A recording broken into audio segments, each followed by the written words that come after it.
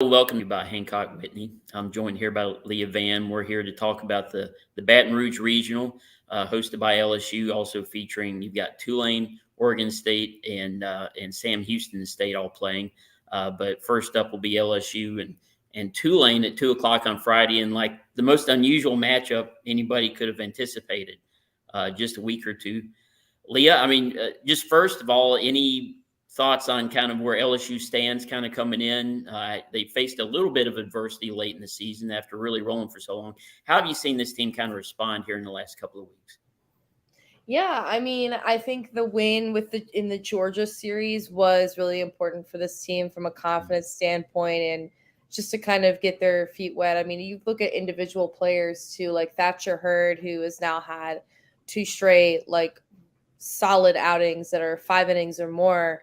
That puts them in a good position to have like another option pitching in the postseason. So I thought that probably was super advantageous for them. But obviously the SEC tournament didn't turn out the way they wanted.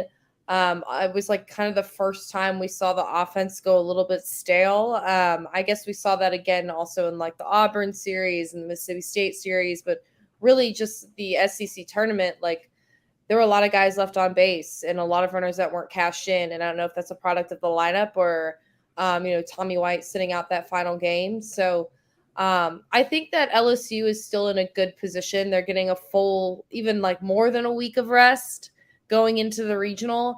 And they're facing two teams, which while they're not the same teams, Tulane and Sam Houston, and they may never see Sam Houston, but, both of which they faced at the beginning of the season and have seen before and have run ruled. So, I think that's advantageous. I think Oregon State will be the biggest challenge because they're the biggest unknown. Right. Coach Jay Johnson, from far as I can tell, he's not giving any indication on who he's pitching in that first game. How do you think they're going to approach this? Like you meant, they went with Thatcher Hurd there first in the conference tournament. If you're in Jay's head, what do you think he's doing right now, or what do you think he's thinking? Yeah, I think he's going to stick with that schedule. I think he's going. I mean, Thatcher Hurd has now had over a week of rest, and so is Paul Skeens. But I think you're going to save your ace for what will be the tougher game in Oregon State, assuming that Oregon State beats Sam Houston, which I am assuming that. Right. So yeah, I think they start Thatcher Hurd. And that's kind of their third starter, right? Because I would also save Ty Floyd. I would save Ty Floyd for whether it be like in long relief or for him to start that third game, which we don't know who that will be against, but you probably want to put out like your most reliable guys in those situations, guys who can save the bullpen, guys who can work long innings, and guys who can get outs, especially against these kinds of teams. And I'm excited because I think that, we've seen Thatcher Hurd face some really tough competition too, but we've also seen him be really good against non-conference competition.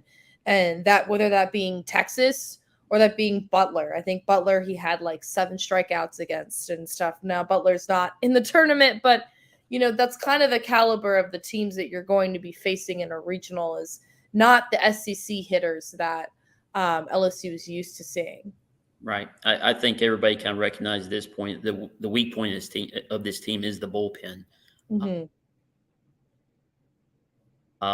Weeks, and do you think they can piece that together? Obviously, they've got guys that can probably go deep in games. Maybe they can work around that. But how do you see things playing out? Who do you think's got to step up for them? Yeah, I mean, like I said, I think that Thatcher was kind of the key to this. And I think Jay's been saying all year long, like, for us to be successful, we need Thatcher to be able to work long innings and to be a starter. But I think they also have, it's funny because the SEC tournament was actually really strong for the bullpen. You have all the more reason to believe in the bullpen coming out of the SEC tournament. I mean, we can go back to, I think Nate Ackenhausen, he worked 3 2/3 innings in relief against South Carolina and only gave up 1 hit. So, I mean, that's a left-hander, and so he's a different look. And he also was injured for much of the season, but it seems like he's overcome that hamstring injury.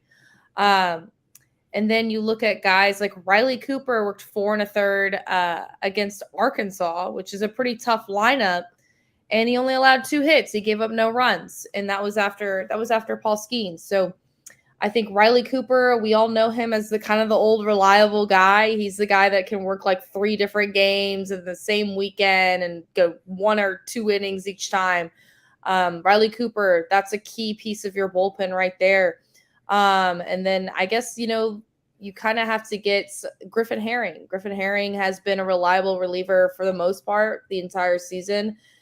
He kind of lost it in his second inning the other day, but, as far as consistency goes, you know what you're going to get out of Griffin Herring. So I think those are 3 guys in the bullpen that you can keep an eye on as guys who can, extend innings and also get you out of trouble, or you kind of know what you're going to get out of them at this point. Some of the other guys like Blake Money, Sam Dutton, they're a little bit more of a toss-up. You don't know which one you're going to get on the mound each day. Christian Little is another one of those guys. He can be really good. He can also be really bad. So you might want to stick with the guys who are consistent, the guys that you know what you're going to get out of them. Right.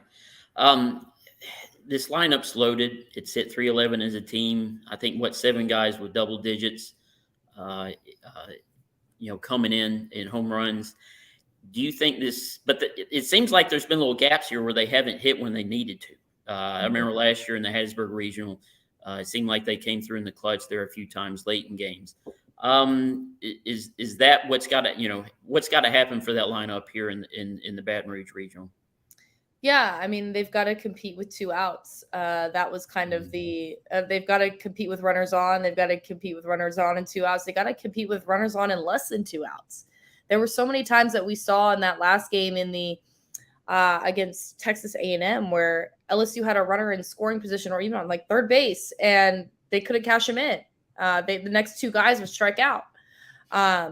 So that's kind of key, is like, this is a very competitive lineup usually. And that was kind of out of character for them, whether they were letting the moment get too big or they were getting a little thrown off by left-handed pitching. That's something that they're going to have to kind of line up. I think they're going to have to line that up better from a coaching standpoint. And then from a player standpoint, they need to stick to their approach. And they've talked about how they have this great approach and how they've, stuck to their plan and how that's been key in the times that they've been so successful. And that's what they're going to have to do. I'm going to look back at these. I'm going to look back at these stats. Yeah. I mean, if you go to the Texas A&M game, runners in scoring position, LSU batted 150. So 3 out of 20, with runners on, they batted 227. With 2 outs, they batted 250. So 3 of 12.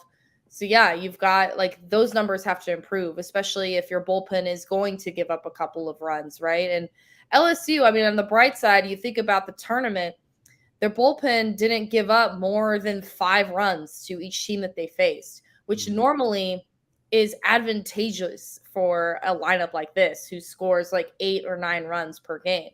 So if your bullpen is performing in that way, I would think it would be easy for LSU to kind of lock down a victory. Okay. All right, Leah, I appreciate you joining us. This has been the LSU baseball tournament update brought to you by Hancock Whitney. We'll be back here tomorrow at 2:30 p.m. Scott Rabelais will be here to talk about the Baton Rouge Regional and look ahead to what's next. So thanks, Leah, and we'll see you at the ballpark this weekend.